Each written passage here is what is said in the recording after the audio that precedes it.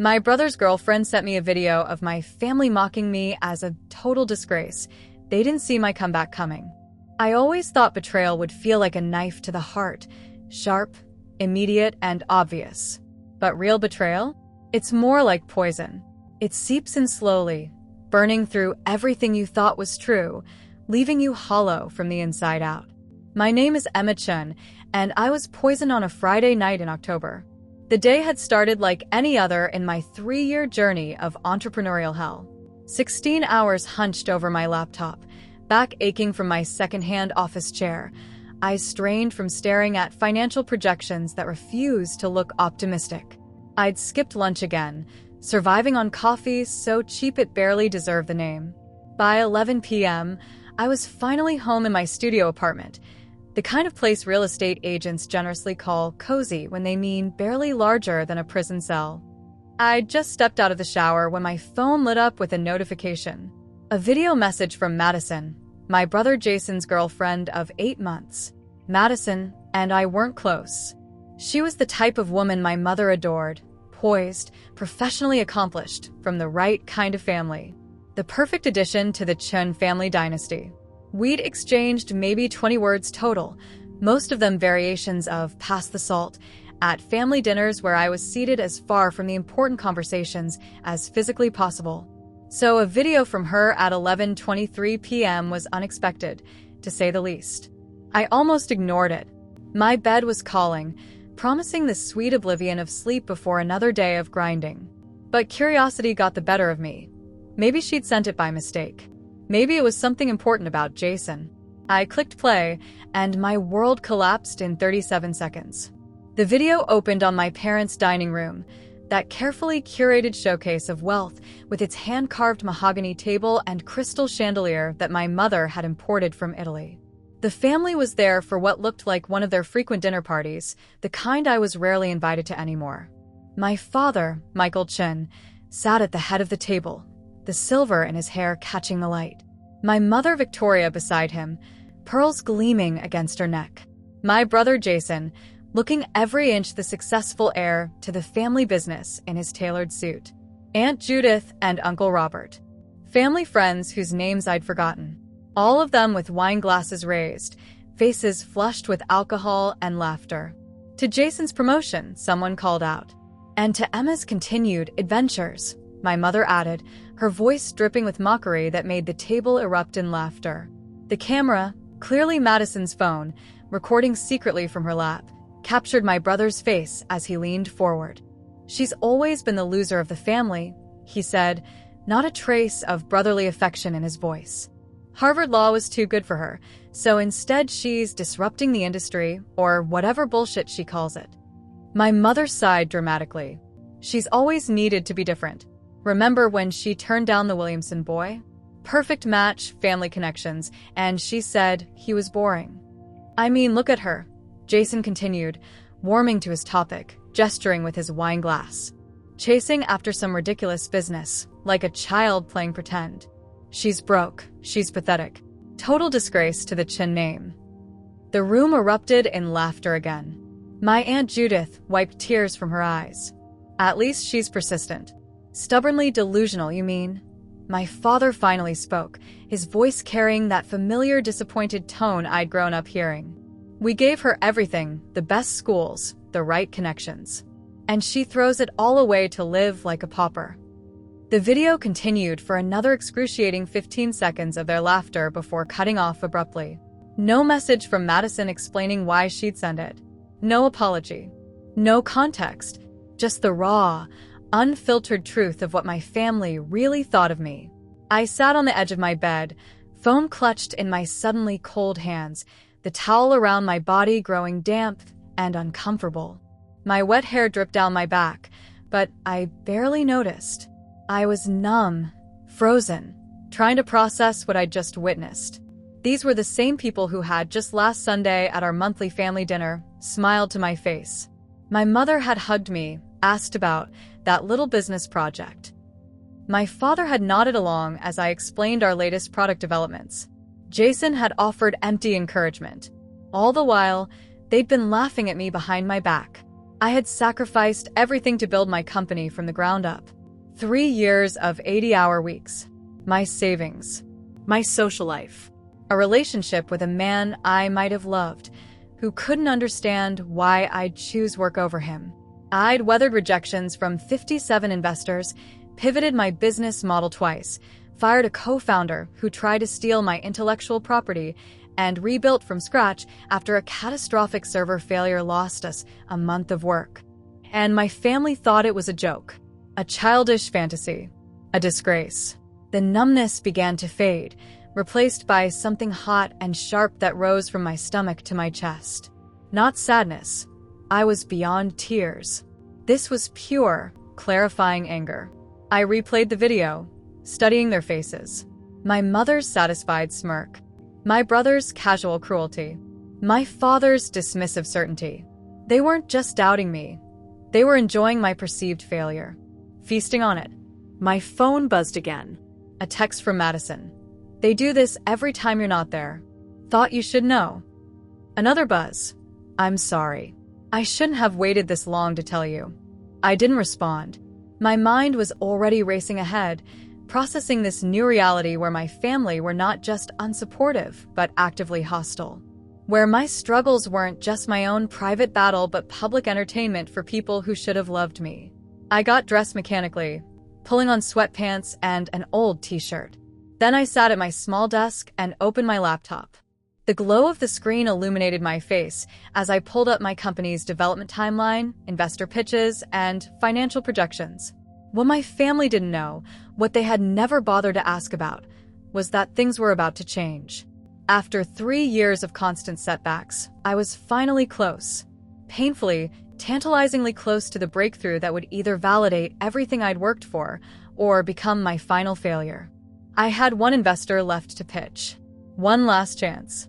As I stared at my presentation, something shifted inside me.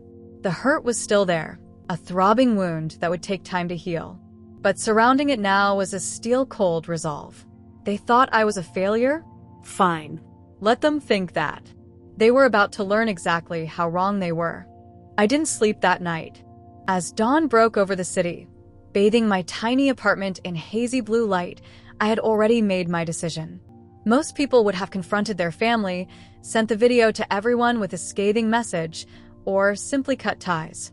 The old Emma might have done exactly that, lashed out in hurt and anger, giving them the emotional reaction they half expected. But I wasn't that person anymore. 3 years of business failures had taught me something valuable: patience. Sometimes the best strategy isn't the most obvious one. Sometimes you have to play the long game. My phone pinged with my mother's weekly text. Sunday dinner, 6 p.m. sharp. Dress appropriately. The Morgensterns may stop by. The Morgensterns. Of course. Wealthy family friends with a son, David, who my mother had been not so subtly pushing me toward for years. Another attempt to fix my life according to her blueprint. I texted back a simple "I'll be there," then set my phone aside and got to work. I had exactly 8 hours before an emergency meeting with my development team and a pitch deck to finalize for my last shot investor meeting on Tuesday. By Sunday evening, my strategy was clear. I stood outside my parents' colonial-style mansion in Westchester, consciously adjusting my appearance one last time. I'd chosen an outfit that would perfectly align with their expectations: slightly outdated jeans with a faded spot on the knee, scuffed flats, and a sweater that had seen better days. I'd skipped makeup entirely and pulled my hair into a messy ponytail, the perfect image of someone struggling to keep it together. My mother opened the door, her critical gaze sweeping over me before she even said hello. "Emma," she sighed, disappointment evident in just those 2 syllables. "I mentioned the Morgensterns might come." "Sorry, Mom," I mumbled, slipping past her into the marble-floored entryway. "It's been a rough week." "It's always a rough week with that venture of yours," she replied, ushering me toward the living room where voices and soft classical music drifted out. "Perhaps that's a sign." I bit back the sharp retort that rose to my lips. Instead, I hunched my shoulders slightly and nodded, playing the part of the slowly breaking daughter. The living room fell into an awkward silence as I entered. My father barely looked up from his iPad, Jason, sprawled on the leather sofa with Madison beside him, smirked over his whiskey glass. Aunt Judith and Uncle Robert exchanged a look that spoke volumes. "Emma," my father finally acknowledged, "you look tired." "Just working hard," I replied, sinking into an armchair and accepting the white wine my mother handed me. "Still chasing that app dream?" Jason asked, his tone falsely sympathetic. His arm tightened around Madison, who was watching me with an unreadable expression. "Software platform," I corrected weakly, as I'd done 100 times before. "And yes." "Admirable persistence," Aunt Judith chimed in, her voice dripping with the same condescension I'd heard in the video. "But at some point, one must be realistic." I nodded, taking a large gulp of wine. "I'm giving it until the end of the year." "Then, I don't know." The reaction was immediate, a collective relaxation around the room. My father's shoulders loosened. My mother exchanged a triumphant glance with Aunt Judith. Jason's smirk widened into a genuine smile. They were relieved. Finally, their embarrassing daughter was seeing reason. "That's very sensible," my mother said, patting my knee. "I have several connections who could help you find something suitable. Nothing too prestigious right away, of course, but a good starting point. The Wilsons firm is always looking for administrative assistants," Uncle Robert suggested. Administrative assistant. Me, with my double major from MIT and the software platform that, if things went well on Tuesday, could revolutionize supply chain management for small manufacturers. I swallowed another mouthful of wine to hide my expression. Dinner proceeded exactly as I'd expected. I played my role perfectly, sighing at appropriate moments, offering vague, defeated responses to questions about my business, and showing pathetic gratitude for their helpful suggestions. Each time they exchanged those knowing glances, I felt a twist of satisfaction. They were believing every second of my performance. "David Morgenstern asked about you the other day," my mother mentioned casually as she served dessert. "He's made partner at his father's firm, you know." "That's nice," I replied neutrally. "He's single again," she pressed. "I could arrange a dinner." "Maybe," I said, pushing my cake around the plate. "When things settle down." My brother snorted. "When you finally admit your business is a failure, you mean?" "Jason," Madison said sharply, speaking for the first time all evening. "That's unnecessary." He rolled his eyes but fell silent. An interesting dynamic I hadn't noticed before. Madison had some influence over him. Useful information. As the evening wore on, I continued feeding their superiority complex, nodding along to lectures about practical career paths and building connections. When my father started in on his favorite topic, how I disappointed them by turning down the corporate law track they'd laid out for me, I actually hung my head. "I know I've let you down," I said quietly, infusing my voice with just the right amount of shame. "I really thought I could make something of myself on my own terms." The silence that followed was heavy with satisfaction. I'd finally admitted what they'd been waiting to hear for 3 years. "Well," my mother said, her voice softening into that patronizing tone she reserved for those she pitied, "everyone makes mistakes. The important thing is learning from them." As I was leaving, she pressed an envelope into my hand. "A little something to help with expenses until you find proper employment." I murmured thanks, tucking it into my purse without looking.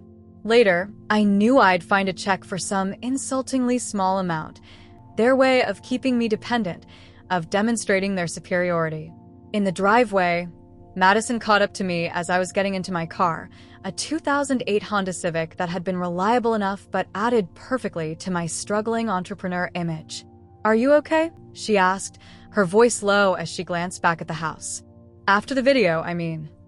I studied her face, searching for signs of deception. Finding none, I simply nodded. "I'm better than okay, Madison. But I'd appreciate if you kept sending me anything else you catch. Consider it market research." A slow smile spread across her face. "They underestimate you." "Everyone does," I replied, starting my car. "That's always been my advantage." As I drove away from the mansion, I dropped the defeated posture. My spine straightened. My grip on the steering wheel firmed. My expression sharpened from vague helplessness to focused determination. Because what my family didn't know, what they were too arrogant to even consider, was that in exactly 48 hours, I had a meeting that would change everything. Let them believe I was finally breaking. Let them think I was accepting defeat. Their assumptions were about to become my greatest weapon. Tuesday morning arrived with unforgiving clarity. I woke before my alarm, my body humming with a mixture of anxiety and anticipation that no amount of coffee could match. Today was it, my final shot. The elevator in the gleaming downtown high-rise seemed to take forever, each floor ticking by in slow motion. My reflection in the polished metal doors showed someone my family wouldn't recognize, hair sleekly pulled back, charcoal gray suit impeccably tailored, the only splash of color a bold red silk blouse. Not the defeated woman from Sunday dinner, but a CEO ready for battle. Floor 42, Horizon Ventures, the automated voice announced.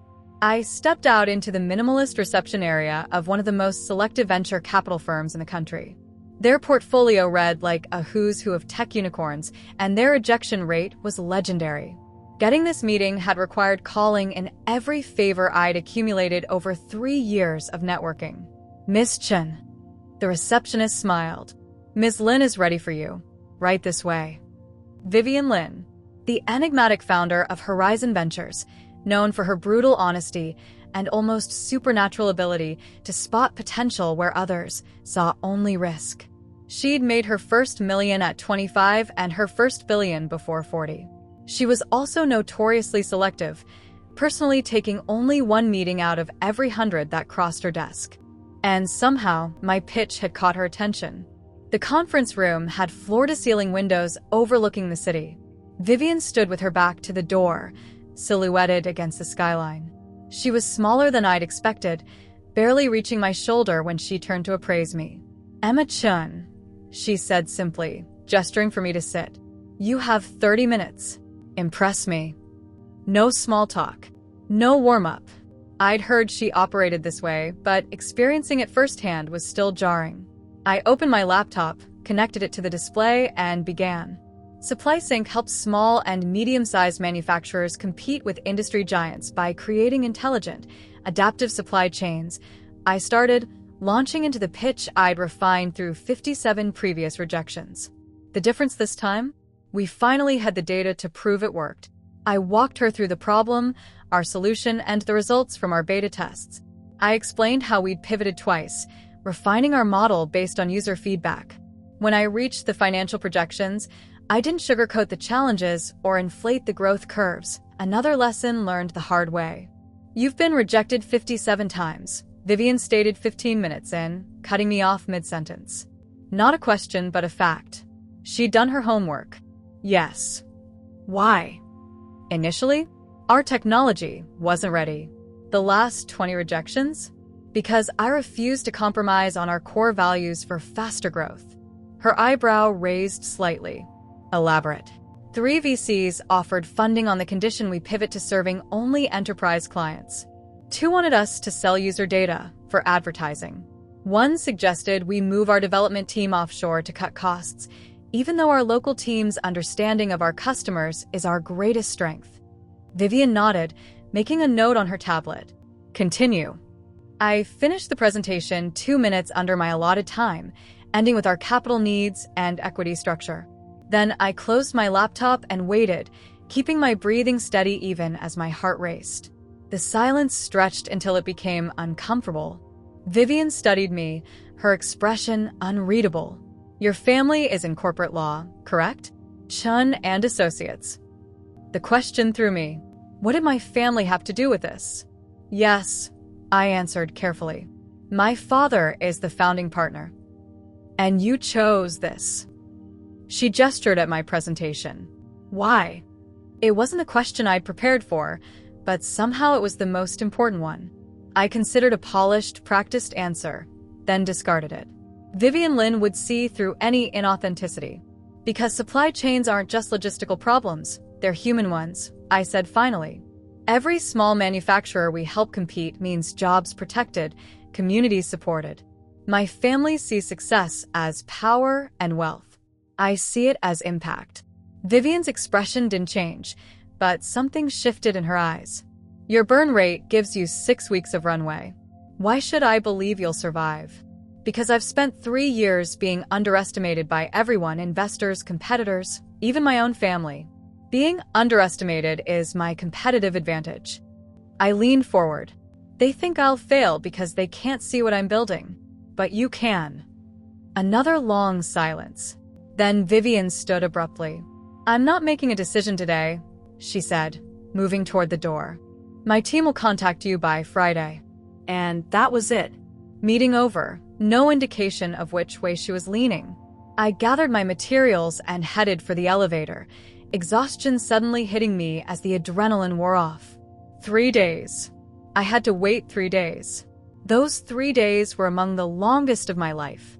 I kept working, of course, refining the platform, troubleshooting with our beta users, answering the detailed technical questions Horizon's due diligence team sent over. My mother called twice, leaving voicemails about potential job openings. I let them go to voicemail. Friday afternoon, 4:58 p.m., my phone rang with an unknown number. Emma Chun? I answered, gripping the edge of my desk so hard my knuckles went white. Miss Chun, this is Sarah Wong, Vivian Lin's chief of staff at Horizon Ventures. I closed my eyes, preparing for another rejection. Yes, Ms. Lin would like to meet with you Monday morning to discuss terms. We're prepared to offer $10 million in series of funding, with an option for an additional $5 million in 6 months upon meeting agreed milestones. The world seemed to stop. $10 million. Double what I'd asked for. That's very generous, I managed to say, professional mask firmly in place despite the scream building in my chest. Ms. Lin believes in your vision, Sarah continued. She also mentioned, and I quote, anyone who survives 57 rejections without compromising has exactly the kind of backbone we invest in. After confirming the Monday meeting and ending the call, I sat motionless, letting the reality wash over me. 3 years of work, countless sleepless nights, every penny of my savings, all the doubts, the setbacks, the moments I'd nearly given up. It had all led to this moment. I wanted to call someone to share this victory. But who? My friends had gradually drifted away as I poured myself into the business. My ex had made it clear he wanted nothing to do with me. My family thought I was on the verge of admitting defeat. And suddenly, a plan began to form. A delicious, perfect plan. Why announce my success to the world right away? Why not wait for the perfect moment? Let my family continue believing I was failing. Let them marinate in their smug superiority just a little longer. Because now I had something they didn't know about. Something that would change everything. I had proof that I wasn't the family disgrace after all. And I knew exactly when I would reveal it. 3 weeks after securing funding, I was living 2 completely different lives. By day, I was the rising CEO of SupplySync, working from our new downtown office with a small but brilliant team that had stuck with me through the lean years. We'd hired 4 new developers, upgraded our equipment, and finalized partnerships with 3 major distribution networks. The platform was evolving daily, and our beta users were reporting efficiency improvements beyond our projections. Vivian had introduced me to her network of industry connections, opening doors that had previously been slammed in my face. My calendar was packed with meetings, my inbox overflowing with partnership inquiries, and tech blogs had begun running stories about the supply chain disruptor to watch. But to my family, I was still the failing entrepreneur on the verge of giving up. I maintained the charade with surgical precision. For our monthly family dinner, I wore the same outdated clothes, adopted the same defeated posture, and spoke in the same uncertain tones. I dodged my mother's calls except to weekly accept her help in the form of job postings and introductions to family friends in need of assistance. Have you thought more about David Morgenstern? She asked during one of our brief calls. He's asked about you twice now. Maybe after I figure out my next steps, I replied vaguely. Things are complicated right now. She sighed that familiar sigh. Emma, there's no shame in admitting when something isn't working. I know, Mom, I said, picturing the signed investment documents in my desk drawer. I'm coming to terms with that.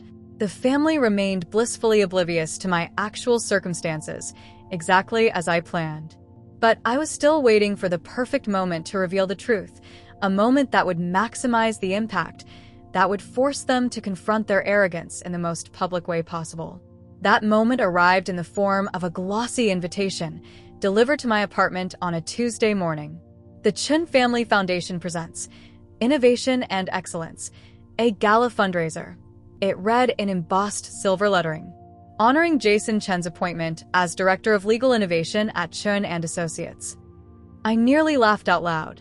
Legal innovation was my father's transparent attempt to position Jason as more than just the nepotism hire everyone knew him to be. The gala was clearly designed to parade Jason before the city's business elite, cementing his status in their social hierarchy. What caught my attention, however, was the small note at the bottom, featuring panel discussions with the city's brightest business minds. A quick check of my family's foundation website confirmed it. They were hosting a series of innovation talks throughout the evening, with speakers from various industries discussing the future of business. And the attendee list? A who's who of local business leaders, investors, and press.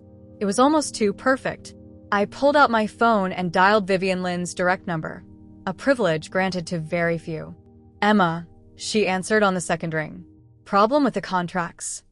"No, everything's proceeding perfectly," I assured her. "I'm actually calling with a proposition. How would you feel about making our investment public at a high-profile event rather than through the standard press release?" "I'm listening." I explained the gala, carefully omitting that it was my family's event. It's a gathering of the city's most influential business leaders. Perfect visibility, perfect timing. Silence on the line as she considered. "What's your angle here, Emma? This isn't just about publicity." Vivian's perceptiveness was uncanny. I decided on partial honesty.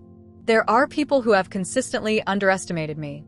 People in positions of influence who've dismissed what I'm building. Making our announcement at this event would correct certain misconceptions. Another pause. Settling scores isn't usually good business.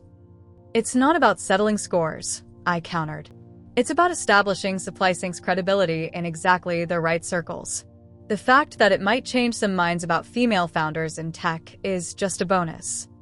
A soft chuckle came through the phone. "All right, Chun, I'll play. Have your PR team coordinate with Sarah for the announcement details."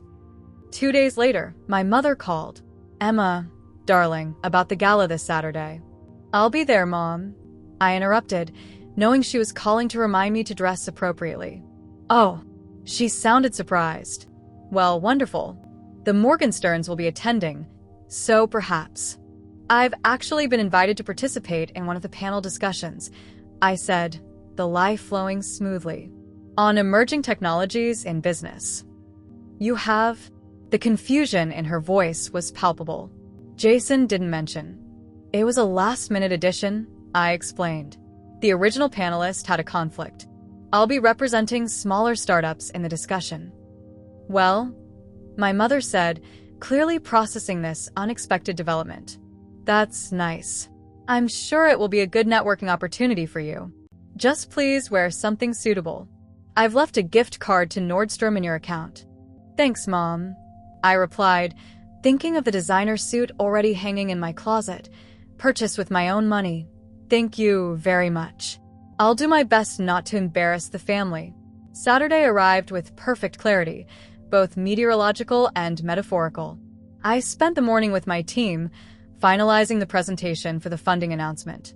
By afternoon, I was at the salon getting my hair and makeup done. Not my usual routine, but this was a special occasion.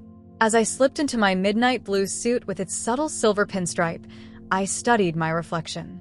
The woman looking back bore little resemblance to the defeated entrepreneur my family thought they knew. This woman stood tall, confidence radiating from her posture, success evident in her eyes. At precisely 6:30 p.m., I arrived at the Grand Meridian Hotel, where the Chun Family Foundation held its most prestigious events. The ballroom was already filling with the city's elite, old money mingling with new tech, traditional industries alongside emerging startups. My father spotted me first, his eyes widening slightly at my appearance before his social mask slipped back into place. "Emma," he said, nodding stiffly.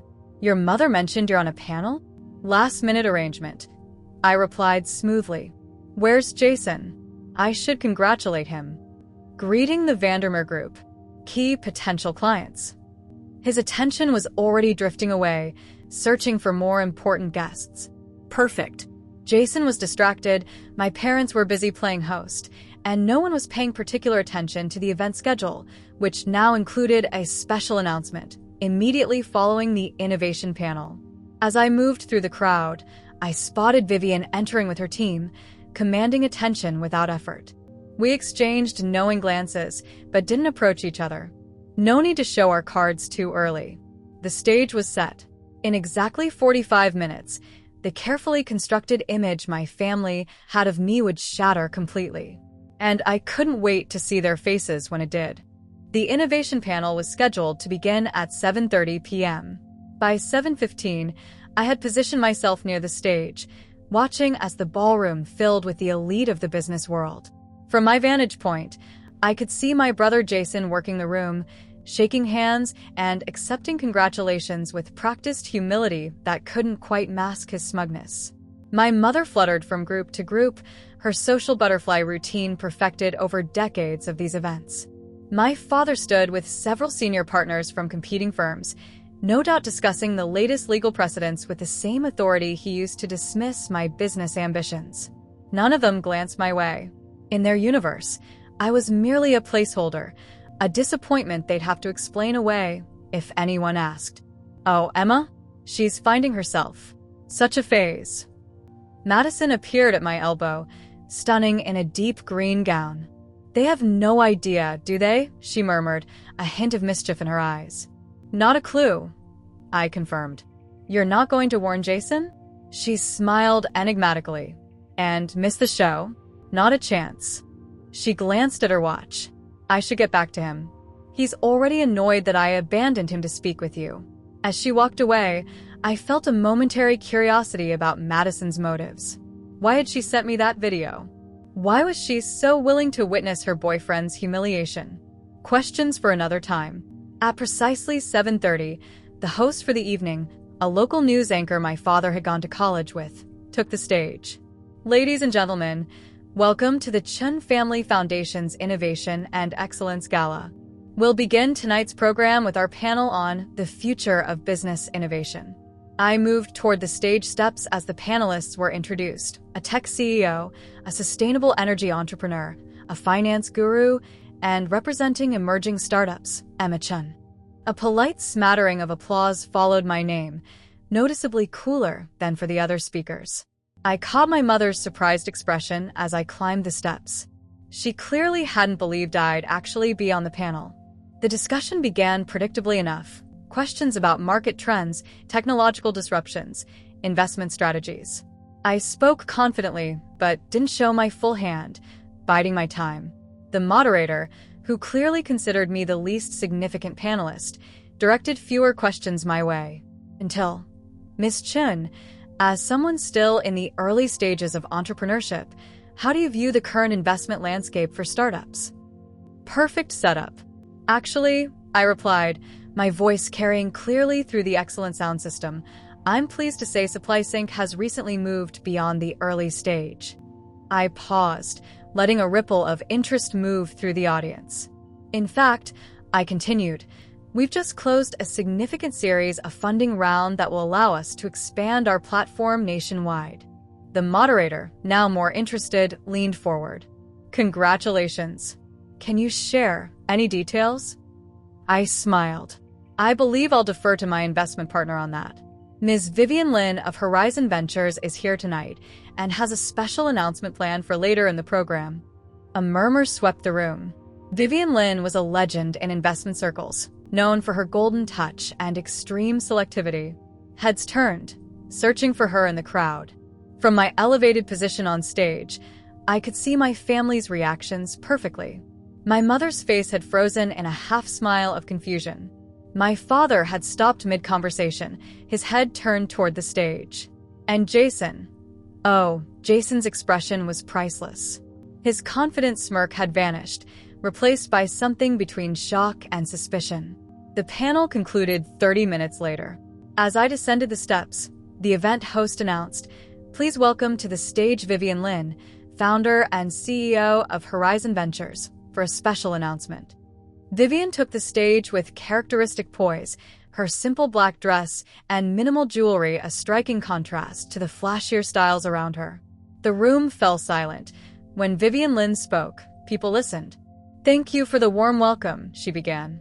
"I'm here tonight to announce Horizon Ventures' newest investment, a $10 million series of funding round in SupplySync, with an option for an additional $5 million in follow-on funding."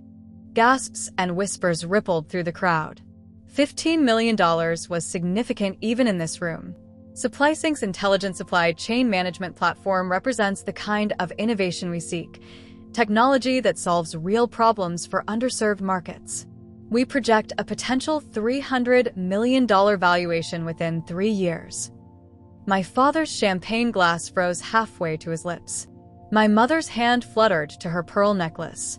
"I'd like to invite SupplySync's founder and CEO, Emma Chen, to join me on stage as we share more details about this partnership."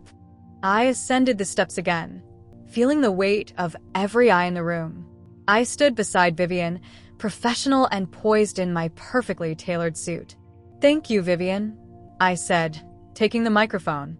SupplySync began 3 years ago with a simple mission: to give small and medium manufacturers the same supply chain advantages as industry giants.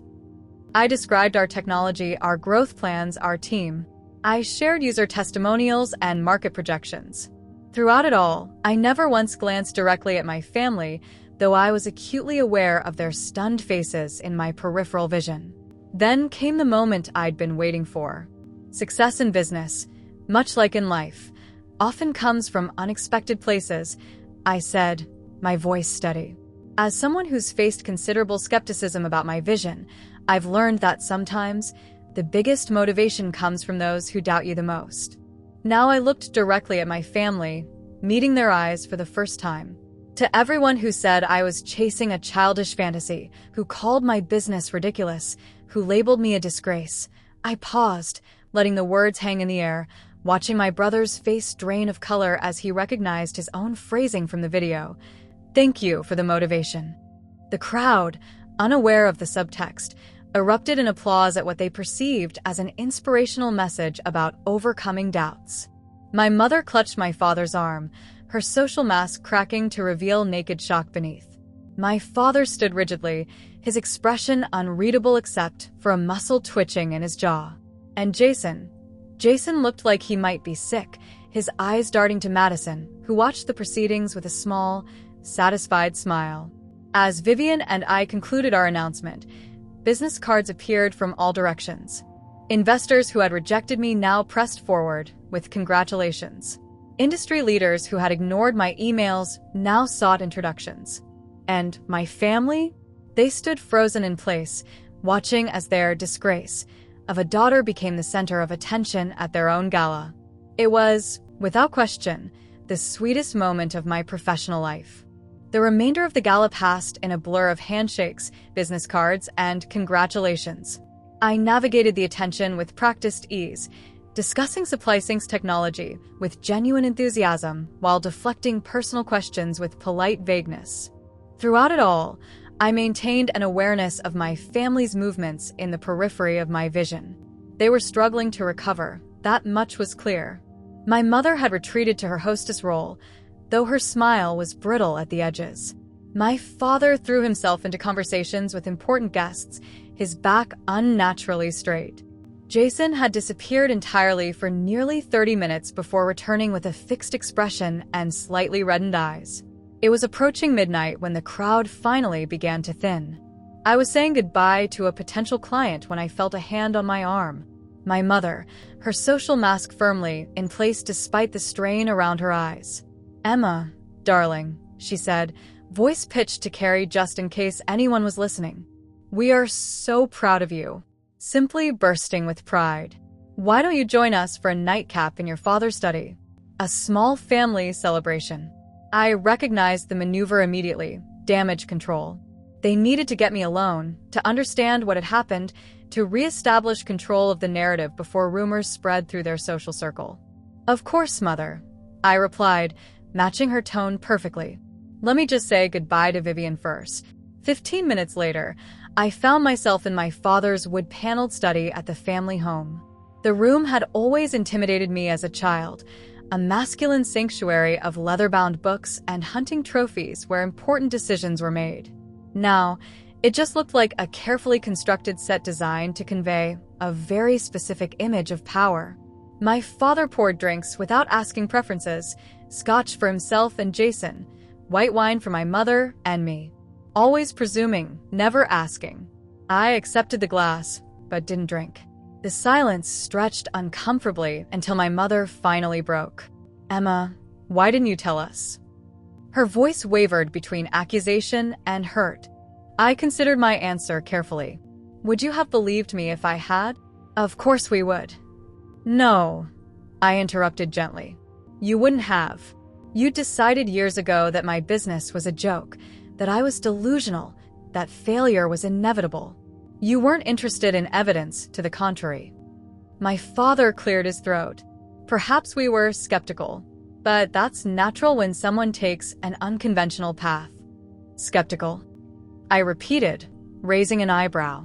"Is that what we're calling it now?" Jason shifted uncomfortably in his chair. "Look, maybe we weren't as supportive as we could have been." "You called me a disgrace," I said quietly, meeting his eyes directly. "A pathetic joke." His face paled. "How did you? Does it matter how I know? The point is, I do know. I know exactly what all of you think of me. What you say when you think I can't hear you." My mother's hand fluttered to her throat. "Emma, whatever you think you heard." "I didn't hear it, Mother. I saw it. On video. All of you, laughing about what a failure I am. Toasting to my inevitable breakdown." Silence crashed over the room like a physical wave. My father's knuckles whitened around his glass. My mother's mouth opened and closed without sound. Jason seemed to be shrinking into his chair. "Who?" my father finally managed. "Does it matter?" I asked. "The fact is, none of you denied saying those things. Because you can't." Another silence, this one heavier than the last. "Why the charade?" my father finally asked. "If you knew what we'd said, why pretend to be failing all these weeks? Why not just confront us?" I smiled slightly. "Because I wanted you to keep believing it. I wanted you comfortable in your superiority until the moment I could show you just how wrong you were." It was all an act. My mother looked genuinely bewildered. The clothes, the defeated attitude. "All of it," I confirmed. "You believed what you wanted to believe. You never once considered that I might be succeeding, because you never thought I could." "That's not fair," Jason protested weakly. "No," I agreed. "It wasn't fair. None of it was fair. A family is supposed to support each other, not mock and belittle." I set my untouched wine glass on the desk and stood up. "I should go. It's been a long evening." "Emma, wait," my mother said, rising quickly. "We should talk more. Clear the air." "Not tonight," I replied firmly. "I think we all need time to process." As I moved toward the door, it opened to reveal Madison standing in the hallway. Her eyes met mine briefly, an unspoken message passing between us. "Madison," Jason called from behind me, his voice sharp. "We need to talk. Now." She glanced past me to where my brother still sat. "Yes, we do." I left them to what was clearly going to be an unpleasant conversation, making my way to the front door. Before I could reach it, my father's voice stopped me. "Emma." I turned. He stood in the hallway, looking somehow smaller than I remembered, the carefully constructed image of the powerful patriarch slightly cracked.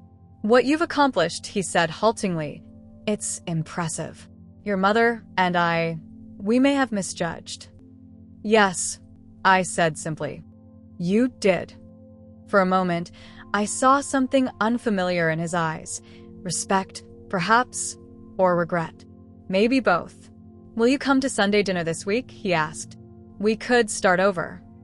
I considered the olive branch he was offering. Part of me, the wounded daughter who had craved her family's approval for years, wanted to accept immediately.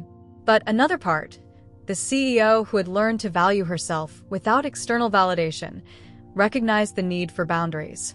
"I'll check my calendar," I said. "It's quite full these days." As I drove away from the house, I felt strangely light, as though a weight I'd carried for years had finally been lifted. The revenge had been sweet, undeniably so. But sweeter still was the knowledge that I no longer needed their approval or validation. I had proven my worth, to them, yes, but more importantly, to myself. My phone buzzed with a text from Madison. "They're in complete meltdown. Worth every second. Lunch tomorrow?" I smiled. Perhaps I'd gained something unexpected from all this, an ally, maybe even a friend. The family dynamic had irrevocably shifted. They would never again see me as the failing daughter, the family disappointment. Whether we could build something new from the ashes of their shattered perceptions remained to be seen. But one thing was certain. I was no longer the joke. They were.